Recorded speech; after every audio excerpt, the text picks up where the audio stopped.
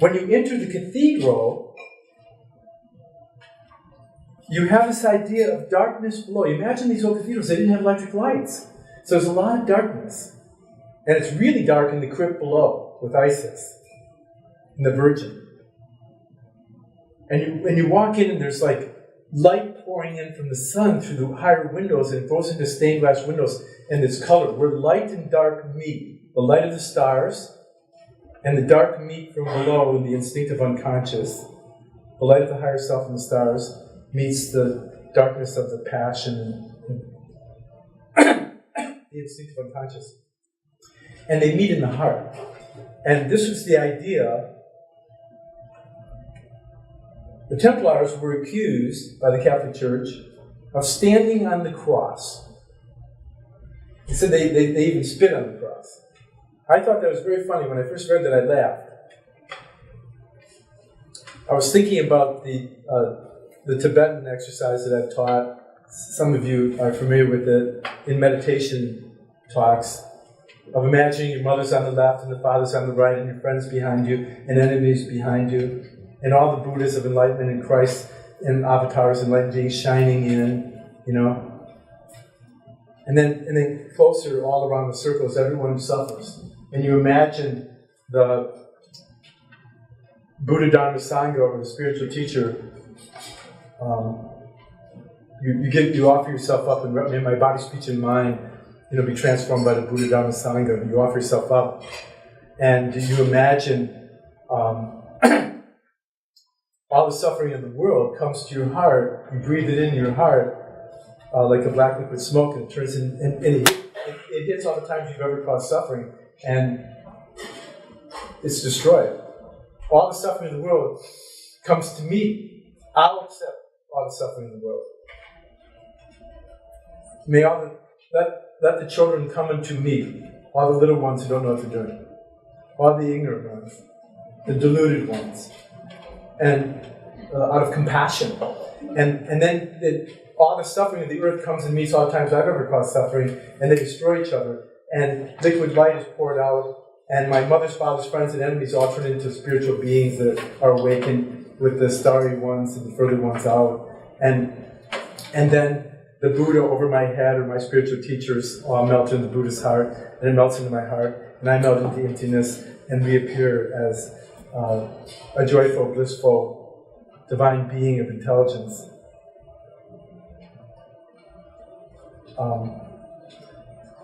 That teaching is available, by the way, if you're interested in further thoughts on that.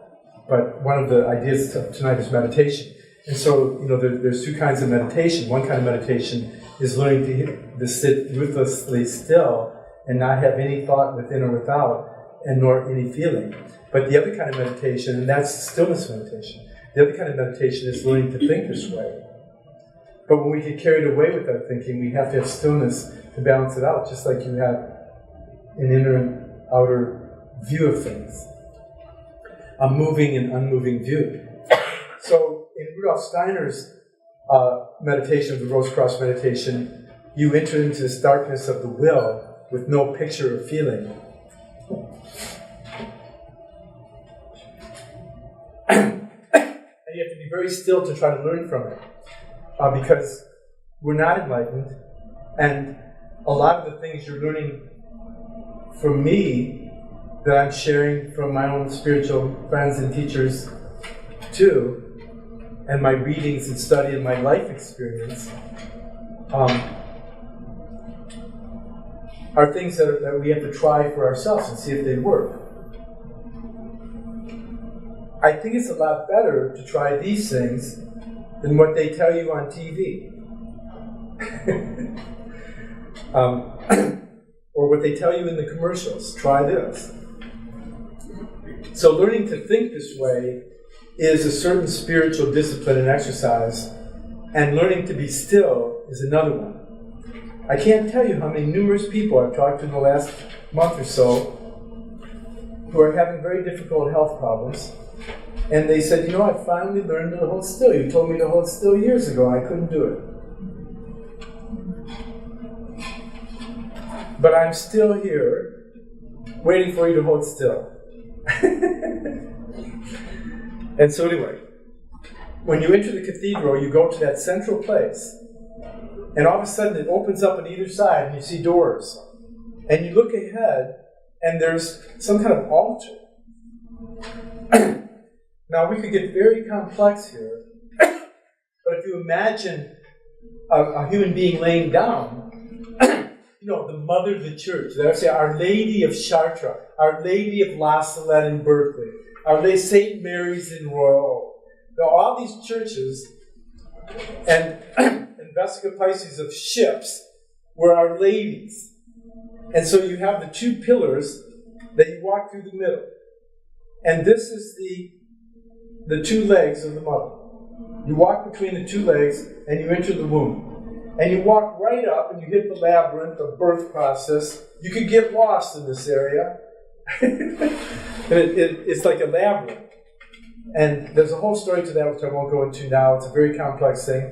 And there is a secret to labyrinth. Nobody I know has really talked about it in quite the right way. But that will be in the coming Grail book I'm working on, of which you'll get hints here.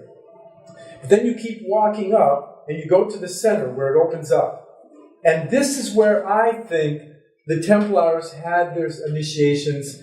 There might have been secret initiations beyond up in the front, where at the top of the Chartres Cathedral there's these three little things, like in Kabbalah you have Ein Sof, or Kether, the higher triad of Abba and the third eye.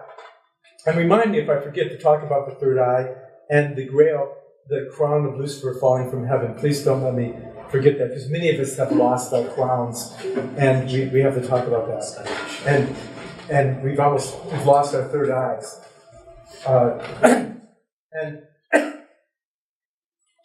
And so when you're at this center and you're laying down, you're looking at the highest point. And if you're facing down, you see the Isis. And this is a very mysterious middle way, the middle way of Buddha. This is the place where you see Christ is crucified between the thief and the murderer. These are all symbolic of initiation. All the great religions, and even the great spectator sports, I'm sorry to say, they were never meant to be packed with people. You were supposed to go there and study it for a secret understanding of yourself, that the nature of the human being and the predicament we're in. You come out of the infinite sea potential, the dugout, in baseball, and you come up the bat. And you hold the bat, and you swing it, and you make the sign of the cross. Or the swastika spinning. The cross is spinning. And you hit the full hot ball onto the three dimensions of existence, and you're trying to get onto the field of manifestation. The 9 hierarchies in Dionysius the Areopagite, replicating in the 3rd century and later in the 8th, 9th century. The seraphim, the cherubim, the thrones, the angels, archangels, archai. That whole 9, that the Greeks had 9 muses, later become 9 kind of guys as angels, more or less, or maybe they're androgynous.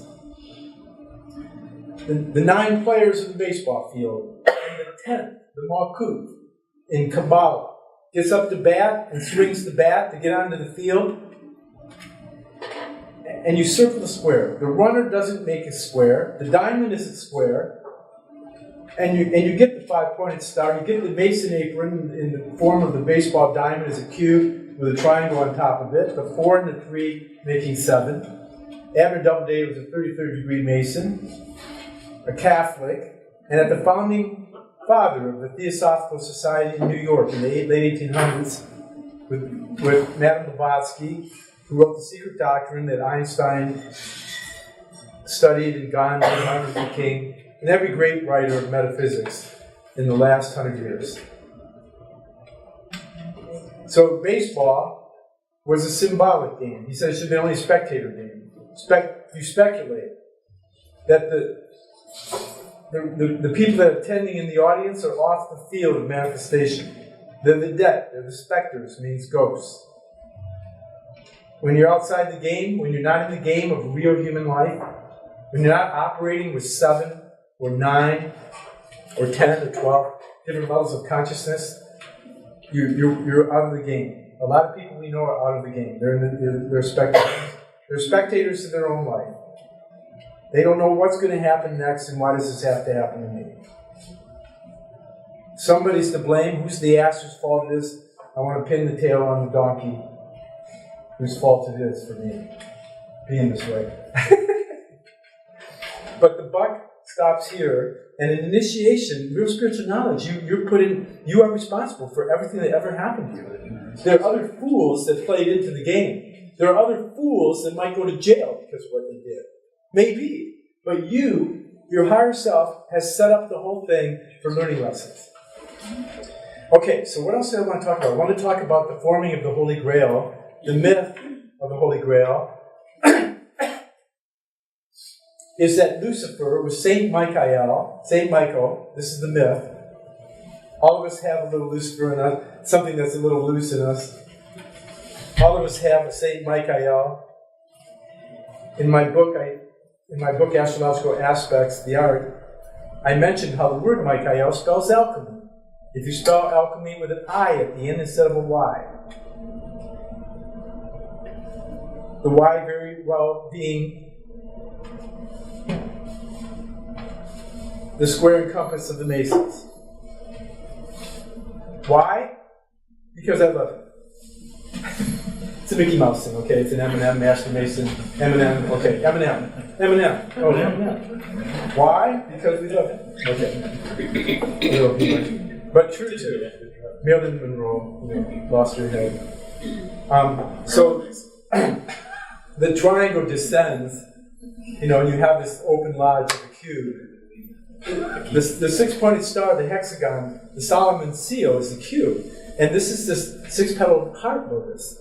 There's 6 petals that have been given to us, and 6 that we have to develop ourselves. So the 12 petals of the heart is really an interlaced triangle, as I say in my book, and that Rudolf Steiner points out that there's 2, that whenever you have these chakras, half of the petals have been given to us as a gift by the spiritual past, and half we have to develop. So the 6-pointed star becomes a 12-pointed star when you have the dodecahedron develop within your heart, rather than the 12 cranial nerves. The secret of the Grail is to unite the wisdom of thinking and intelligence with the wisdom of the heart, the warmth of the heart. Love. Wisdom and love unite. So Saint Michael kicks out Lucifer, a rebellious angel that wants freedom and make love and have the arts and music and have a fun time. And they kick him out, and he falls into becoming perhaps a serpent, a serpentine wisdom on the earth. And the Vesica Pisces is like perhaps even the dove that's so famous with the Templars as their symbol. That the Pope released doves today from the church. Dove used to be a symbol of the Templars, and the Pope released doves from the church, and these other birds started killing them. Did you read about that? Oh, no. Really weird. Really weird. Did you read about that? It's really strange. All these birds started attacking the doves. People were... Anyway, I won't comment on that further. But Lucifer falls, and the crown, his egotism, Lucifer has a sense of pride and ego. Pride comes before the fall, as Leo comes before Virgo. And the crown falls, and Michael, the archangel, with his sword, hits the crown, and the main jewel of the crown, which I'm telling you, you might say, is the third eye. When thine eye be single, thy whole body is filled with light. Even Jesus, it reveals in the New Testament the secret of the third eye.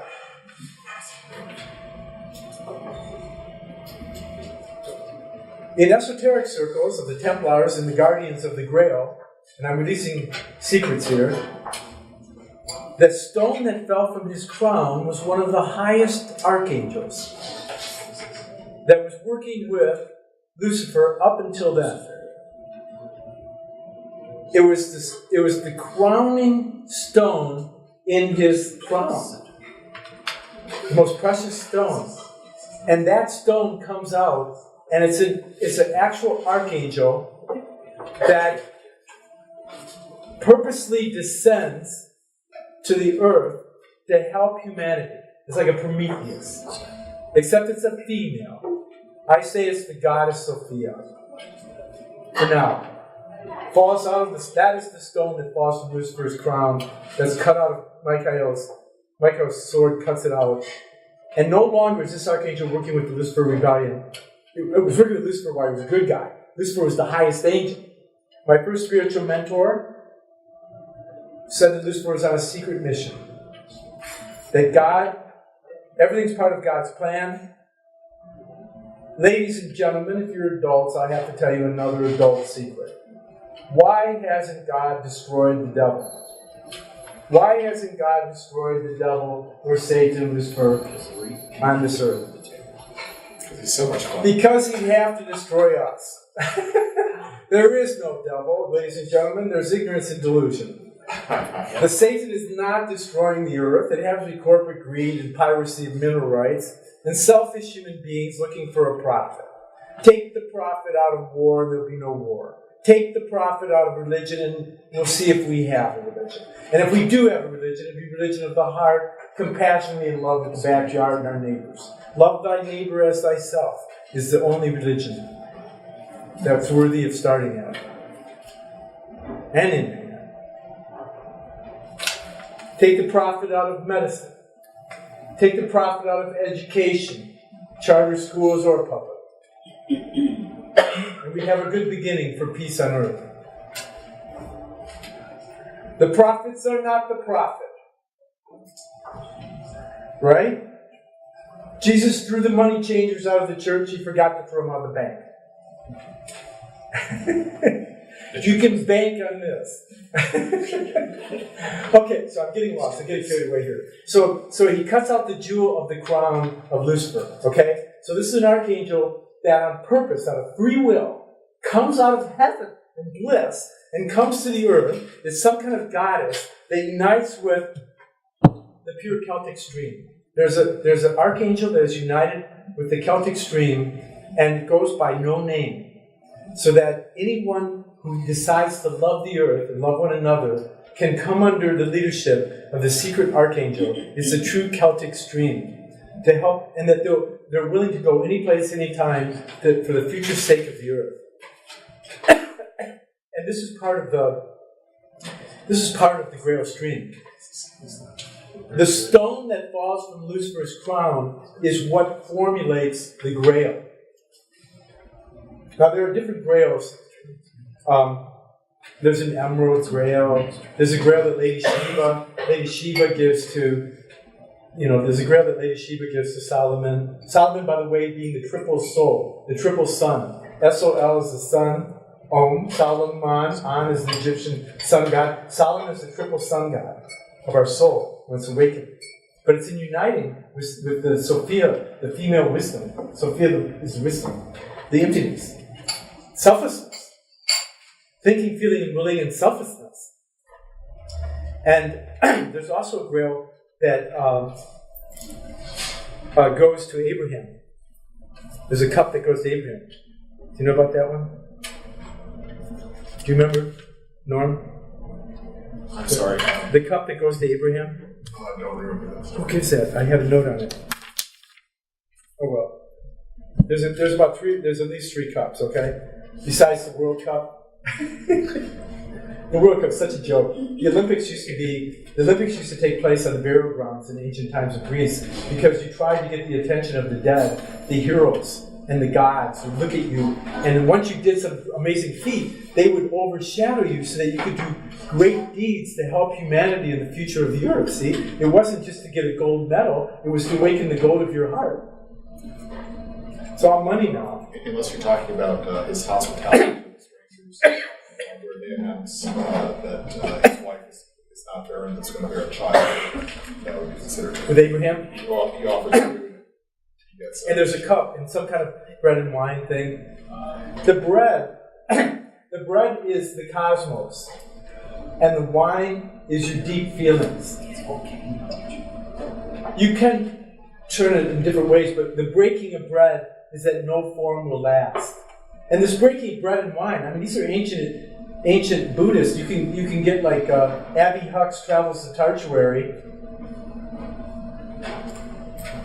It also comes out of the Middle East. Ancient Indians had the bread and the wine. The Mani, sacrifice. Mani has it. Yeah. Manichaeans. Yes, Manichaean. Parsifal is the reincarnation of Mani. Parsifal is the reincarnation of Mani. O Mani Padme Hum. It's not O Mani Padme Hum. It's O Mani Padme Hum.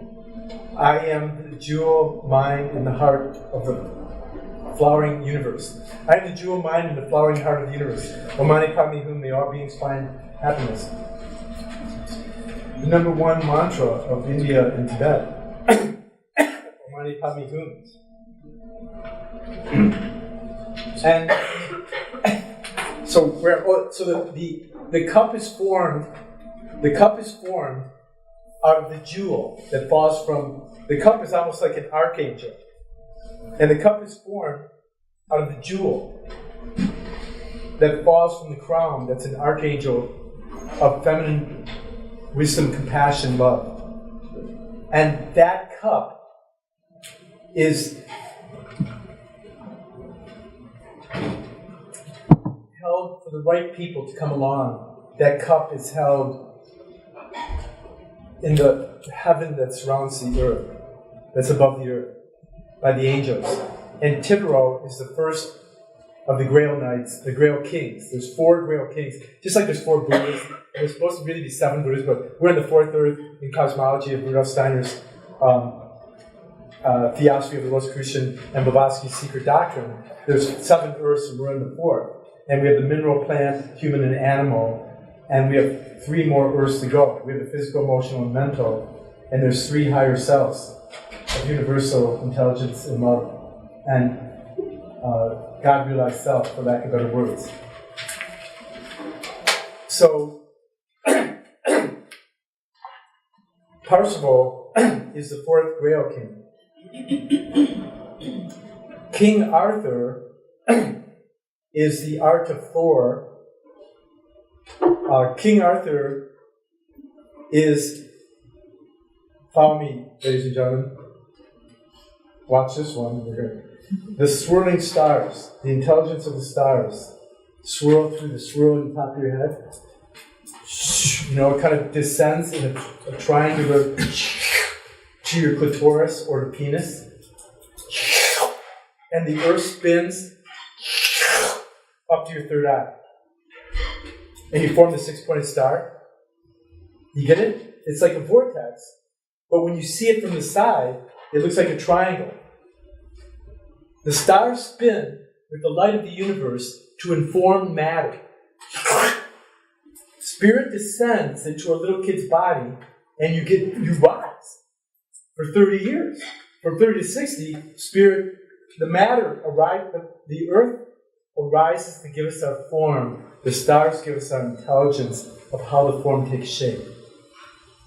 This is the spiritual. I want to remind you again, the teachings of the Grail and Theosophy, the wisdom of God, and Anthroposophy, the wisdom of man, and the Rosy Cross, Rosicrucian teachings are to unite spiritual, moral imaginations, inner awakening, with outer science and nature.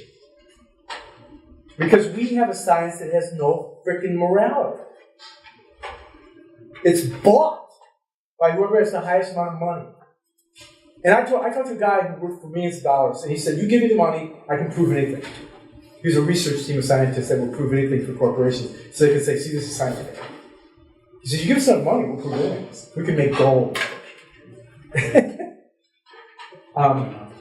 But money doesn't buy you happiness, and money shouldn't drive your car. Money's important. Money's important. But money, if you don't have some kind of intelligence, you don't know what to shop for. That would give you happiness. You don't have temporary happiness. And then as you get older, you get nervous.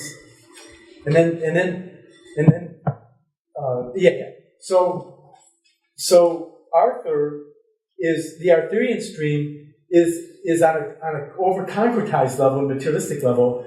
Arthur comes down and goes, okay, things are getting naughty, we're going to have to bring some law and order here.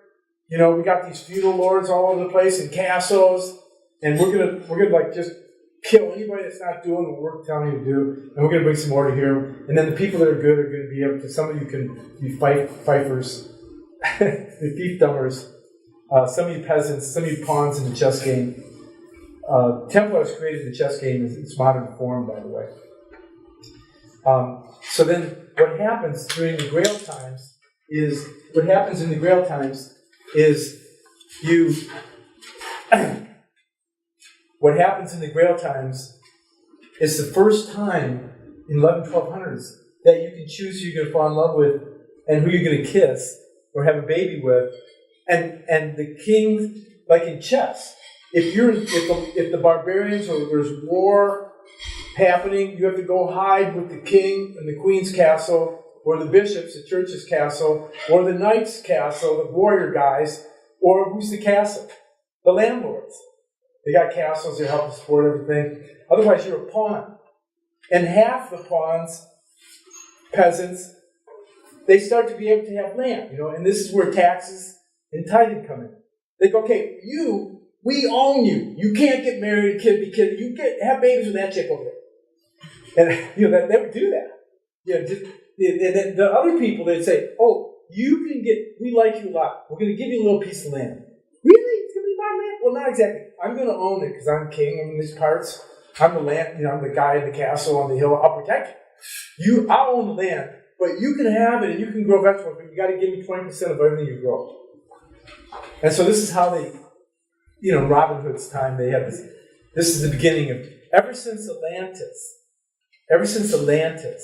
there was tithing and rent and feudal laws. Feudalism has been really operating, and it's like a tax system. And I don't want to get lost in economics because that's a huge problem, and there's some real revelations about why things are like they are or what they are, but none of us can do anything about it.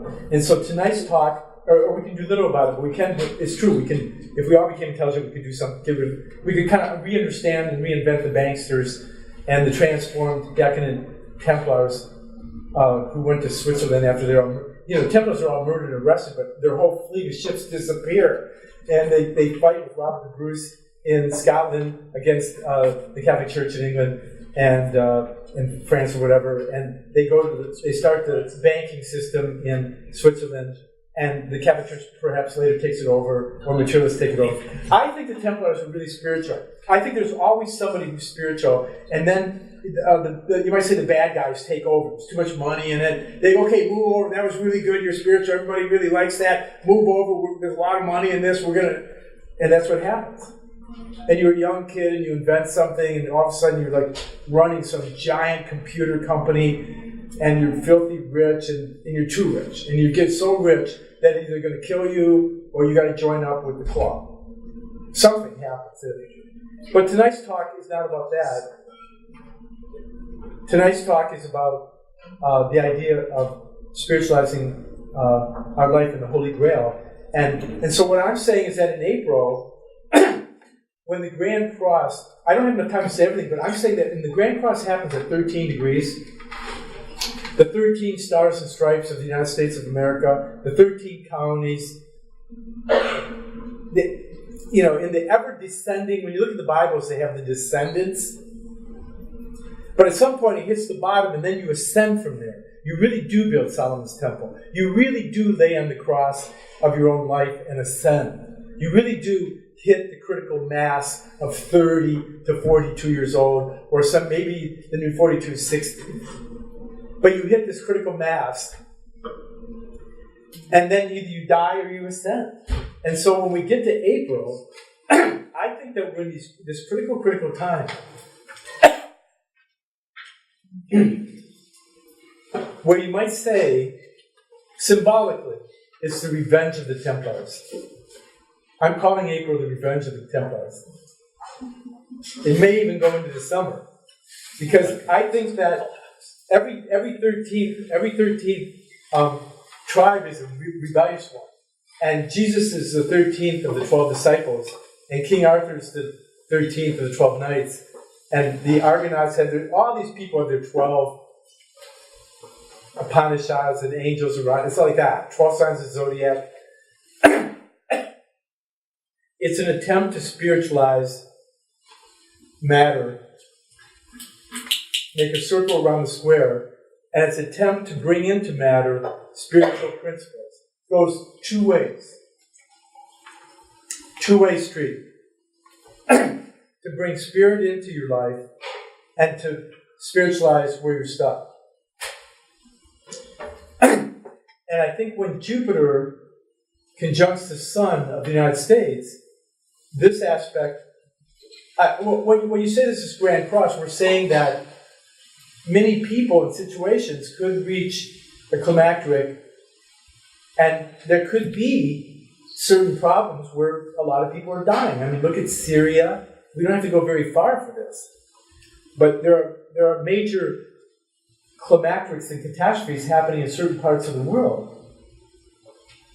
In the way that they've destroyed the environment in so many places, the pollution in Peking, there are so many places in the world that are suffering such immense destruction and poor water quality and air that it will be absolutely certain by April and this summer that we're having an ecological crisis and a spiritual crisis, and the quality of our lives with food and education is in peril. And you might say that we need to have a world government or a world economy that a lot of people are conspiratorial and afraid of. But we need to have a singular money system and a singular government, so we don't have to have 20 governments that are building up nuclear weapons. This is insanity. And it's total insanity. And so I'm saying that the Grail Empire, and I'm sure this rubs against the grain of many people, because everybody's going to say that it should be my government that runs it. And we don't have a situation where there is a spiritual mentality that's capable.